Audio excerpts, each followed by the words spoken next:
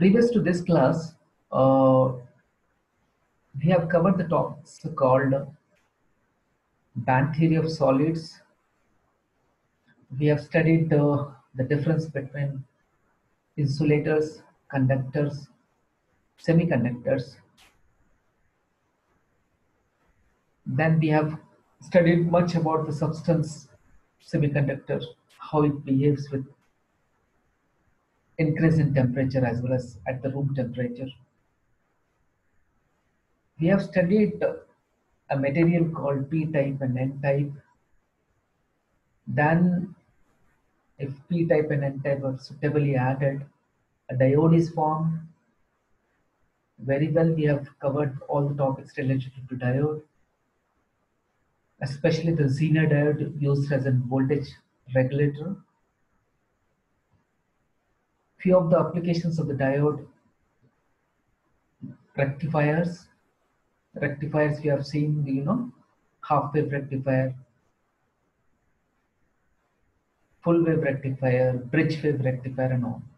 Now today's topic is transistor. Transistor. So what is transistor? Transistors.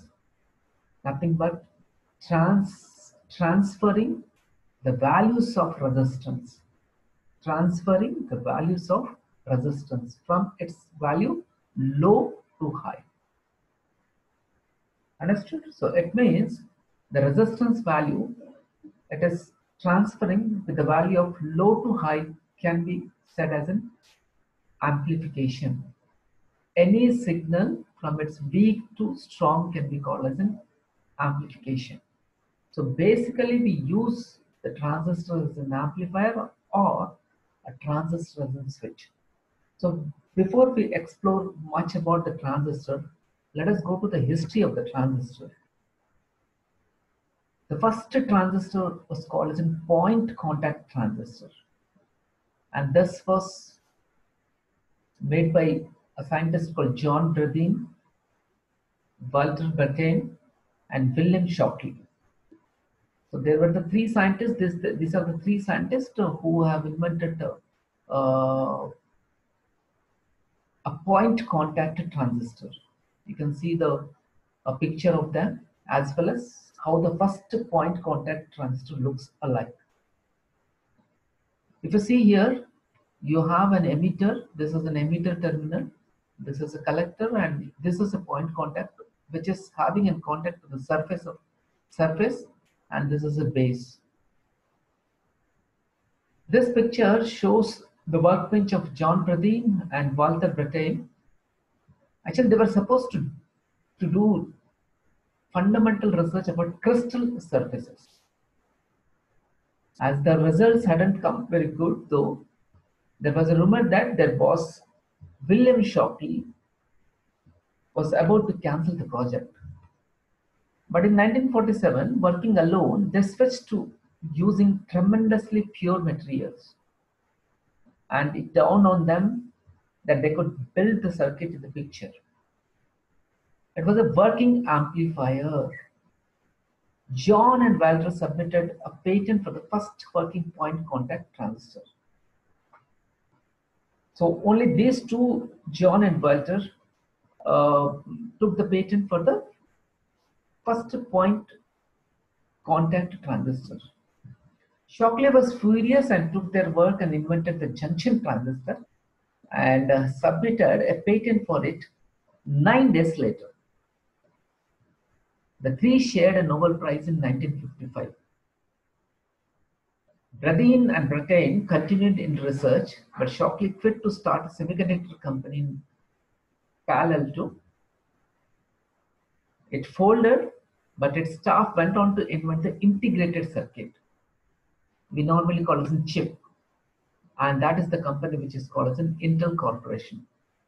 Any computer will be having a microprocessor made up of an Intel organization. By 1960, all the important computers used transistors for logic and ferrite cores for memory. So how did this first point contact transistor works? If you see this schematic picture, you have this spring and the emitter and collector made up of gold foil. This we can see the gold. Here, this is a wedge insulator, and they have used the germanium. As we studied, germanium and silicon are the best example of transistor. So this is a base. You can see the base, collector, and emitter. And the gap between these two, emitter and collector, was cut by the razor blade. And what was the operation? I can say that a gold foil was glued to a triangular insulating wedge. A narrow gap was cut by the razor blade to form the emitter and collector. It was in a single piece, but they have cut it and they have labeled it with a different, saying that one is an emitter and the other is a collector. The gap was approximately 50 micrometer wide. Under forward bias of the emitter base junction, minority carriers are injected into the base. In case of point contact transistor, strong forward bias was required. Most minority carriers are collected by the reverse biased base collector junction. Thus, the base controls the current flow between emitter and collector. And what was the problem they faced? The point contact transistor is a surface effect device. That is, important effects occur at the semiconductor surface. As the surface are easily contaminated, surface effect devices are unstable. So these were the few drawbacks of the point contact transistor. Then the first bipolar transistor. We will study each of the terminal later. Like we will be using like emitter, base, and collector, as well as bipolar.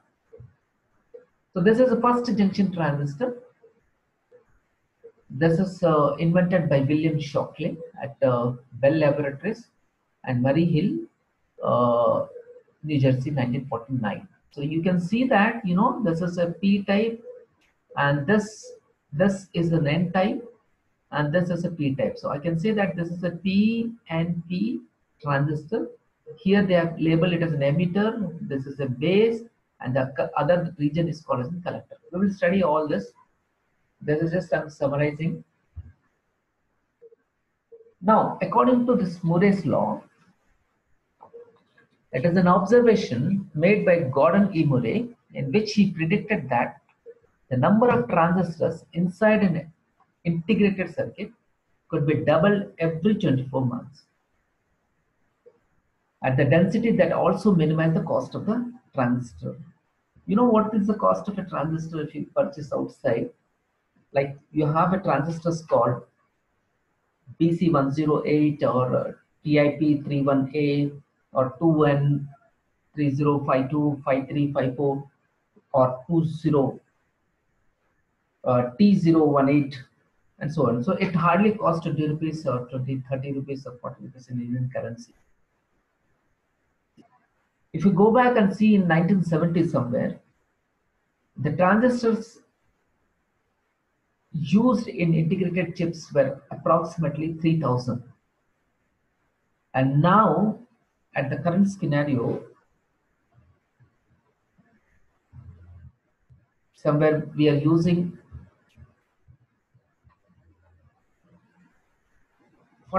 approximately 40 million transistors in integrated circuits. So what is transistor? What is transistor? Transistor is a three-terminal electronic device made up of semiconductor materials. We are having a three terminals. Earlier, we have seen a diode which were having a two terminals. One was anode, the other was cathode. But here we will be having a three terminals. Transistors have many uses, including amplification, switching, voltage regulation, and for the modulation of the signal. So it depends on the application and types. The transistors are available in the market. We can define a transistor as a device that can be used as either an amplifier or a switch. Transistor is current controlling device, and this is a symbolic representation of a transistor. One is base, the arrow terminal is called as an emitter, and the third left out is called as a collector. Now here you see the basic models of BJT. What is BJT? B is bipolar junction transistor. Now how this transistor is formed? Before we understand the transistor basic principles, we should understand what are semiconductors. So we have seen in the previous class, semiconductors are the materials whose resistivity falls in between conductors as well as insulators. The same semiconductor materials will behave as an insulator at room temperature, but at a higher temperature, it will act as a conductors. Because we have seen the energy level diagram for the semiconductor, the forbidden energy gap, the gap between the conductor side, valence band and the conduction band is very small. So there we have seen exactly how the semiconductor works or what are the example of semiconductor. All the fourth group element, example like silicon and germanium, are called as in semiconductor materials. So these are in its pure state. These pure semiconductor materials are called intrinsic semiconductors. What are extrinsic? I'm just revising the class. What are extrinsic semiconductors? The semiconductor in its impure form. And how the impure form can be formed? If you add an impurity, any impurity to a pure semiconductor, then obviously it will become an impure form. So adding an impurity to a pure material, the process is called as a doping. We have seen this. So what kind of impurities we are going to add to a pure semiconductor? So if you take a trivalent impurity, which are having 3 electrons in its valence shell. So when a trivalent impurity is added to a pure semiconductor, a new material which is formed is called as an p-type material. As I said, trivalent will have 3 valence electrons and silicon will be having 4 valence electrons. So 3 of the trivalent impurity atom valence electrons will be bonding with 3 of the semiconductor valence electrons, and there will be one vacancy. That vacancy is called as a hole, and that particular material is called as an acceptor because it is ready to accept one more electron from the neighboring semiconductor atom so that the covalent pairing can be done. If I take a pentavalent impurity and add it to a pure semiconductor, pentavalent in the sense which is having a 5 valence electrons. So 4 of the pentavalent impurities are having a covalent bonding with the 4 of the semiconductor material, and in spite of the 4 bonding with the semiconductor material, 1 electron is excess. So this new material is called as an n-type material.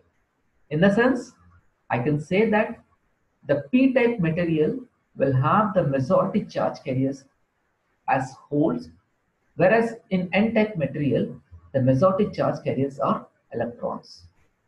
Now, we have seen the p-type and we have seen the n-type.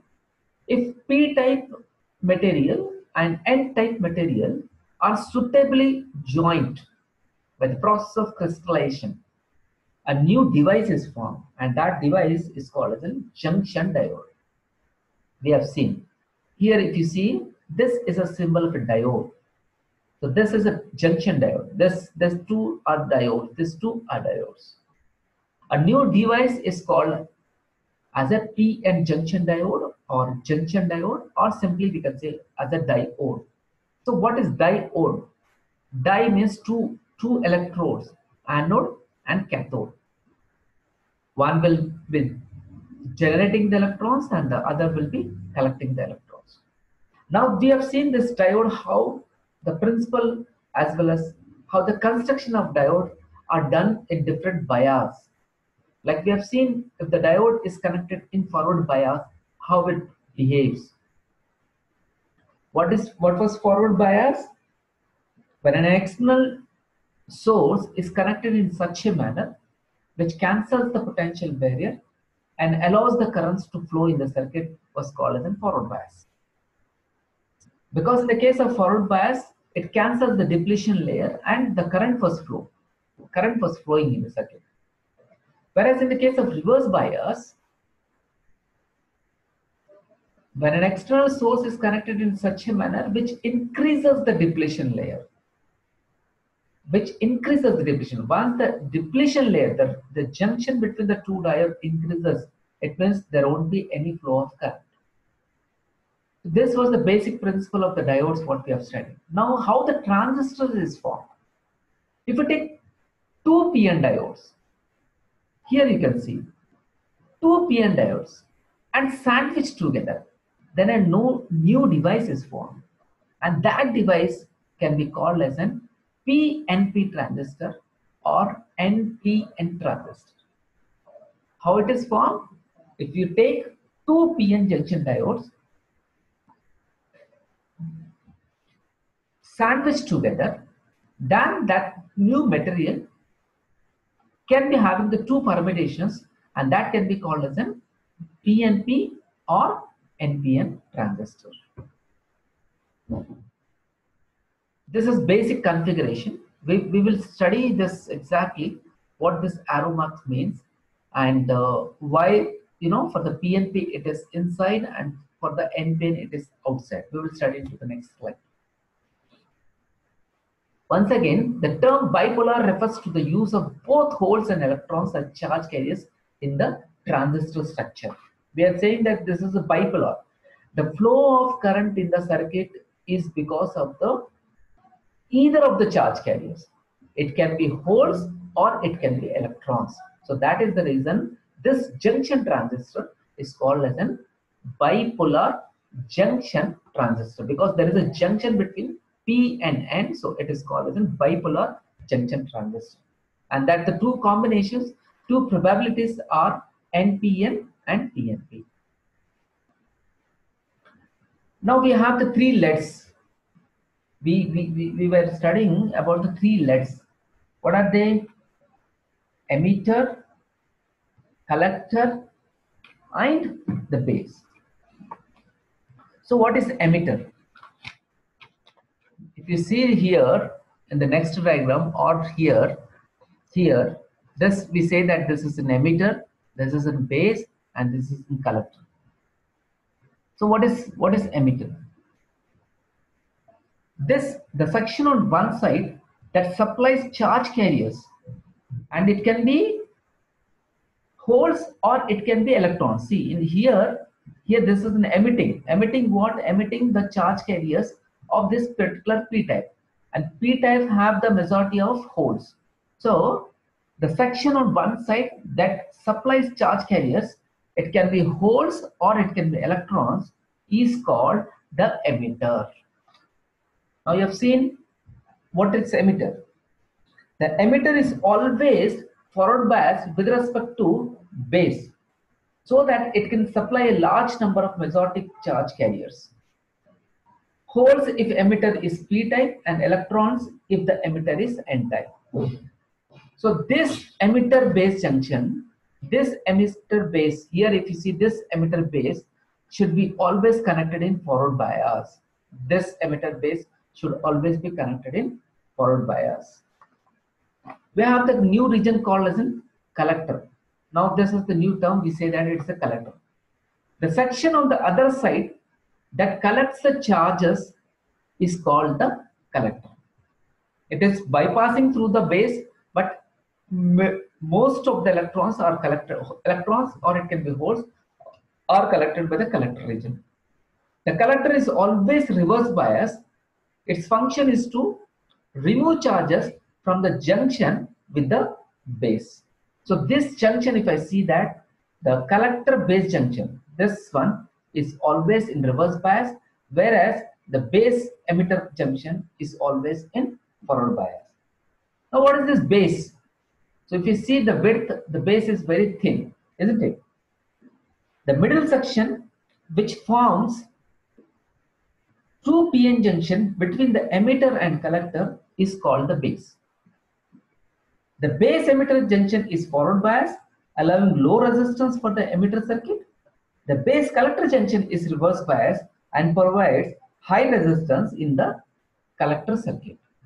Now, if you have understood, as we are saying, keep saying that this is an input section to the transistor and this is an output section to the transistor.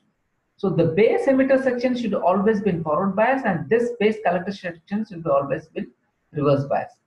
Now when I said that, as we have studied the PN junction in forward bias connection and reverse bias connection, in the case of forward bias connection, there is a current in the circuit, isn't it? There is a current in the circuit. If I say the current is high, it means the resistance is low. If I say the base collector section is connected in reverse bias, it means there is no current. It means when there is no current or low current, the resistance is high. So can you see that the input, in the case input, the resistance is low. In the case of the resistance is, in the case of output, the resistance is high.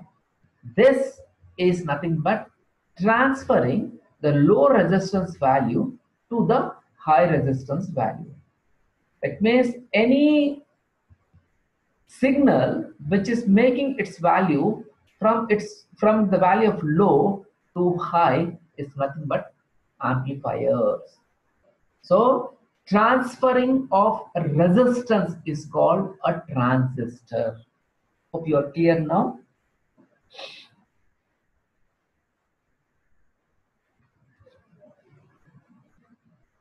Oh, I missed.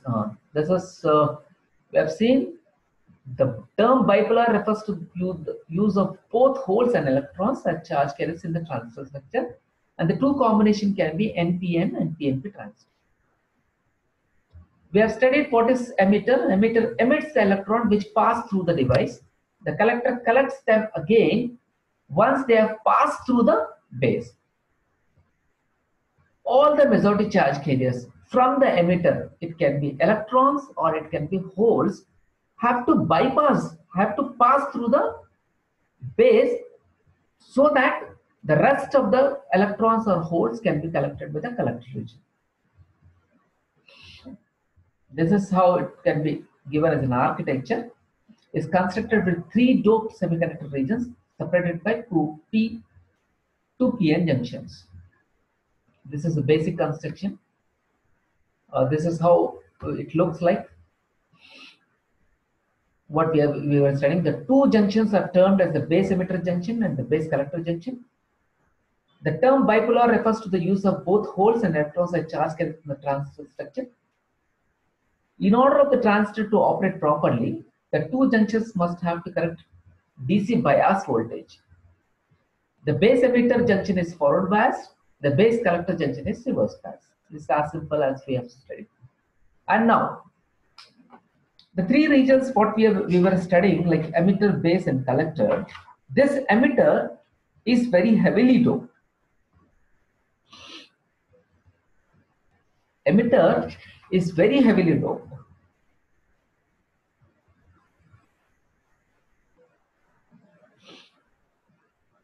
And the base is very thin in size as well as is very lightly doped.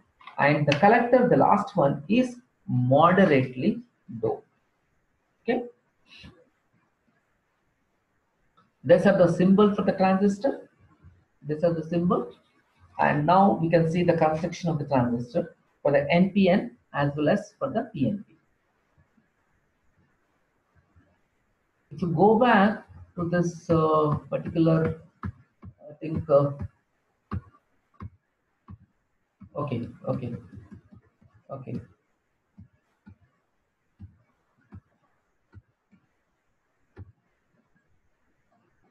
as we have studied the three regions. One is emitter region, the base region, and the collector region.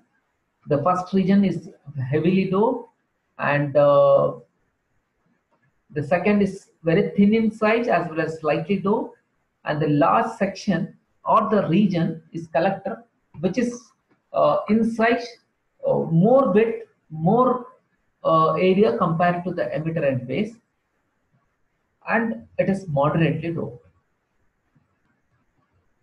This you can see the construction. This you can see the construction NPN. First we are using an NPN. This is an emitter, and this is base collector. So this emitter base should be forward bias, base collector should be reverse bias, and this we can say the symbolic representation of the particular NPN transistor. We will study what this arrow mark means. This is the PNP, and this is how the PNP symbol looks. The arrow towards the base is called a PNP. The arrow outward to the base,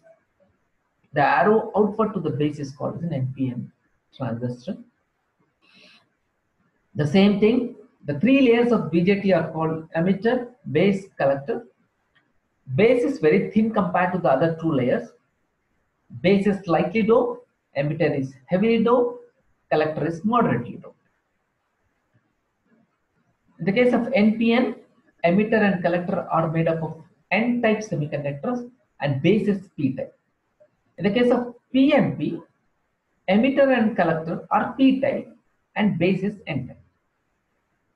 These both types, NP and PNP, are extensively used either separately or in the same circuit.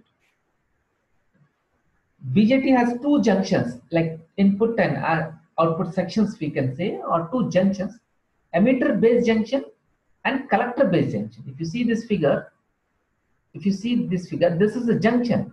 So this junction is between emitter base, and this junction is between base and collector.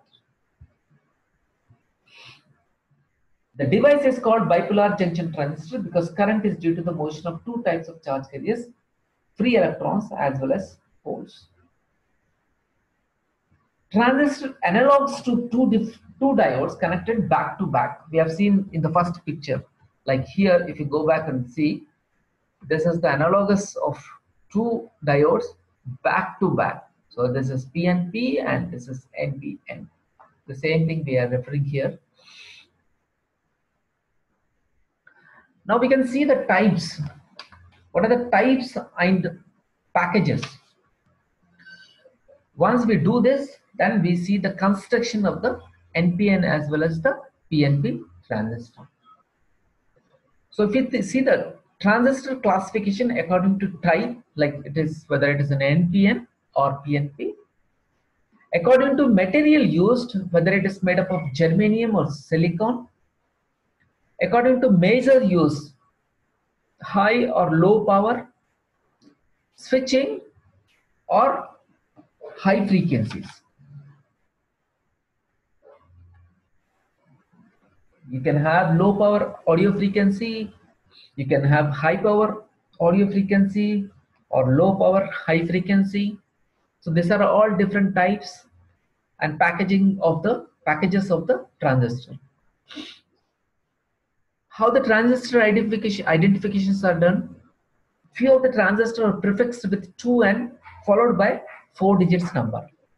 Like 2N is nothing but a part of a transistor, and then the 4 digits, what we were saying, is nothing but identifies the particular transistor. Transistor package protects transistor, provides means of electrical connections, serves as a heat sink, identified with the letter TO. TO stands for transistor outline. Like if you see, you have a transistor called 2N3053. So if you say that 2N3053, so 2N stands for, as it's a part as a transistor, and 3053 identifies the particular transistor. We have few transistors called TIP31A. So TIP stands Texas Instruments Power. Few transistors as called as in T0, T092A, whereas T0 or TO stands for transistor outline. The basic transistors what we use is, here you can see, so see this figure, you can see that this is, made up of metal. So this can be called as an C. If the transistor is TO3. So this is a metal made up of metal transistor. I'm like, it shows a metal over there. And this is a basic transistor. The basic transistors which are made up of silicon or germanium, we can see that. And the basic name is, it can start with the letter B or A. So if the transistor name starts with B, it means it is made up of silicon. And if it starts with A, it is made up of a germanium, which is rarely used. Most of the transistors are made up of silicon, so all the transistors almost will be having a name with starting a B. And this, there will be a second letter, like, if you have a BC108 transistor, basically this is BC108 transistor. So B stands for silicon, and the C here, if it is BC, C stands for low power audio frequency. Then BC108, or if at all they have written like, B, after B there is a D. So D stands for high power audio frequency. If it is BF, I'm just giving the meaning of the second letter, like BC, BD, BF. So C stands for low power audio frequency, D stands for high power audio frequency, and F stands for low power high frequency. So this is how the transistors are labeled according to their packages and according to their usages. So whichever we need it, in India it hardly costs 20 rupees or 30 rupees and so on. These are few more packages of the transistor. You can see here, few are metal, and these are the normal. And we have three terminals. If you see there, one is base, other is collector, and the last one is the emitter, base and collector. So how you will identify physically? So you have to see that the one of the terminal out of these three will be little uh, higher in length compared to the other two. So that particular terminal, which is in length little larger than the other two, is called as an emitter. Immediate to that, whichever terminal you can find it, that will be the base, and the last left out will be the collector. Now let us go for the operation of the transistor, how this NPN transistor operates. So this is how we were saying, this is an input section and this is an output section. Input section in the sense, emitter base, this is emitter base should be always in forward bias, and collector base should always be reverse bias. So how the construction of the diode in forward bias and reverse bias takes place? When the N-type, this is an N-type, when it is connected to negative polarity of the battery. Similarly here, when N-type is connected to positive polarity of the battery. So it means when N-type is connected to negative polarity of the battery, it means P is connected to the positive polarity of the battery. So this junction is biased into forward. Similarly, when this P-type is connected to negative, it means this is in reverse bias. So input section is forward bias, output section is reverse bias.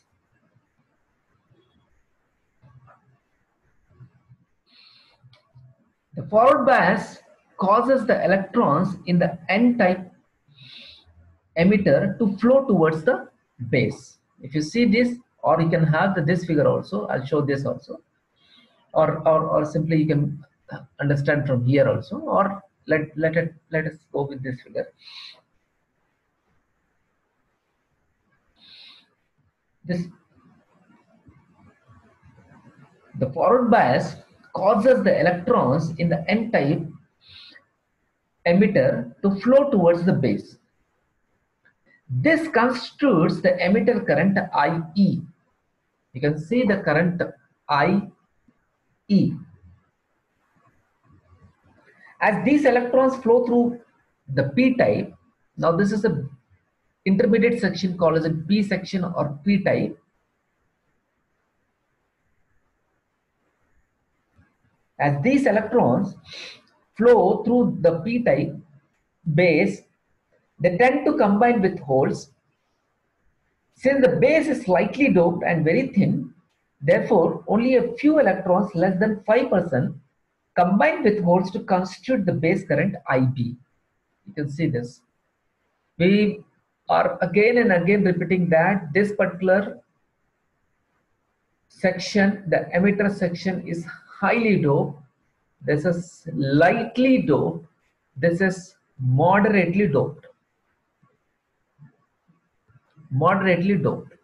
So, because this is very lightly doped, few of the electrons, as this is an NPN, few of the electrons will recombine with holes, and nearly 5% of the electrons will recombine with the holes, and which makes a current into this particular terminal, which constitutes a current, and that current is called a base current. And the rest of the 95% of the electrons are collected by the collector region. The remainder, more than 95%, crossover into the collector region to constitute collector current IC.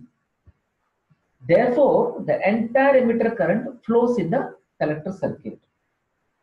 Now we can say that the emitter current is the sum of the collector current and the base current. So here we can see that this is IE should be equal to IB plus IC. Now if you go back to this,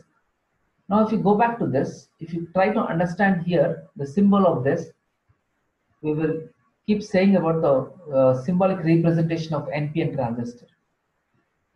So now I'll explain what is this arrow says that.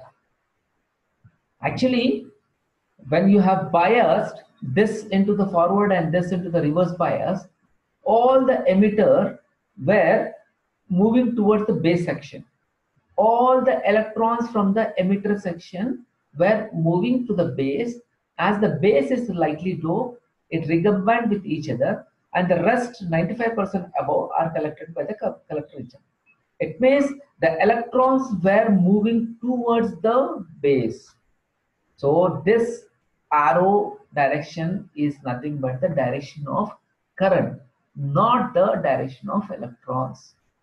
So if the direction of current is away from the base, then it means it is NPN transistor.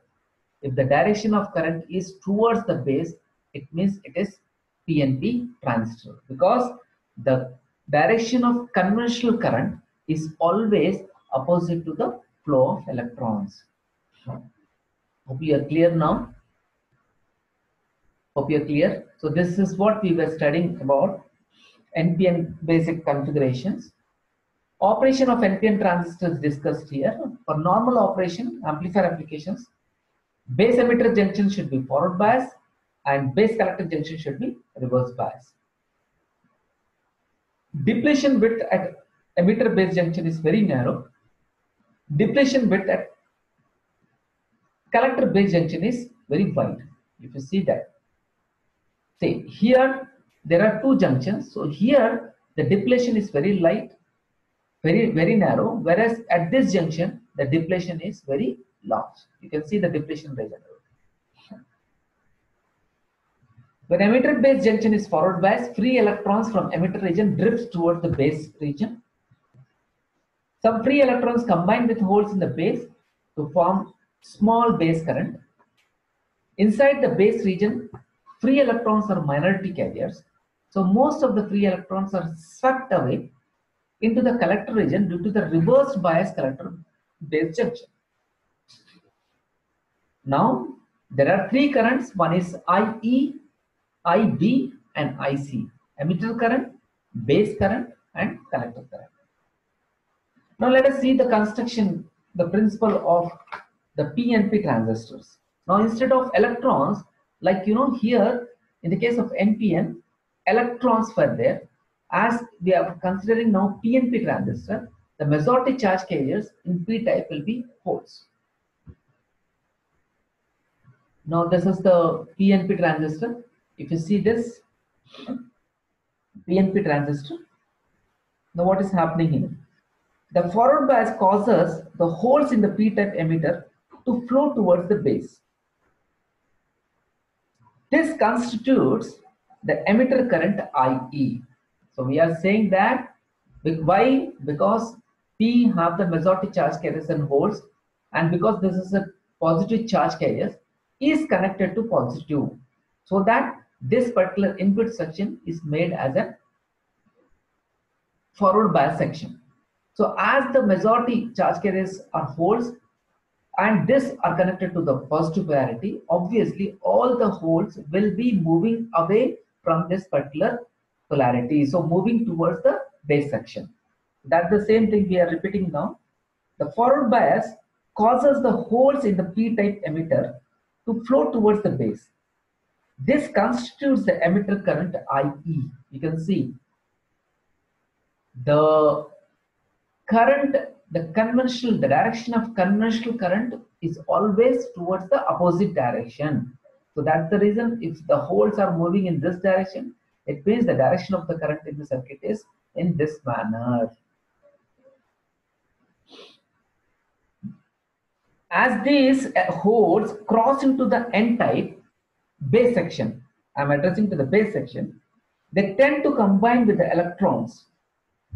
As the base is slightly low and very thin, therefore only a few holes less than 5% combine with the electrons.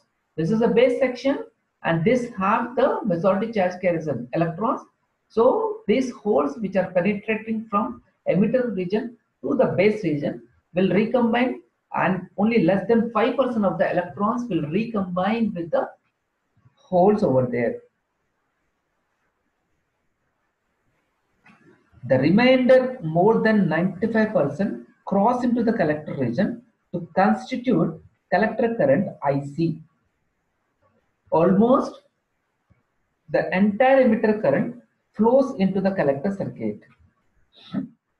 So here, if you have to note down, in the case of PNP, the current conduction is with respect to holes. Whereas in the case of NPN, the current conduction was because of the electrons. So here, if you are observing, these are the two different majority charge carriers, holes and electrons, through which the current is flowing in the circuit.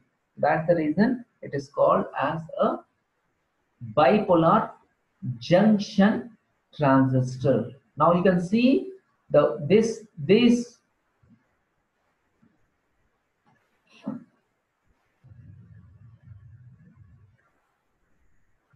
the working principle of PNP transistor. If you summarize the same thing, a transistor is three-layer device used to amplify and switch power and voltage. These applications of the amplification as a switch we will see into the next class. A transistor is classified according to type, material used, and measure used. In a properly biased transistor, the emitter base junction is forward bias and collector base junction is reverse bias. PNP transistor bias sources are the reverses of NPN bias. When a transistor is tested with an ohmmeter, each junction exhibits a low resistance when it is forward biased and high resistance when it is reverse biased. Because in the case of forward bias, the current is high, so resistance will be low. In the case of reverse bias, the current is low, the resistance is high. Transistor testers are available for testing transistors in and out of the circuit. These are the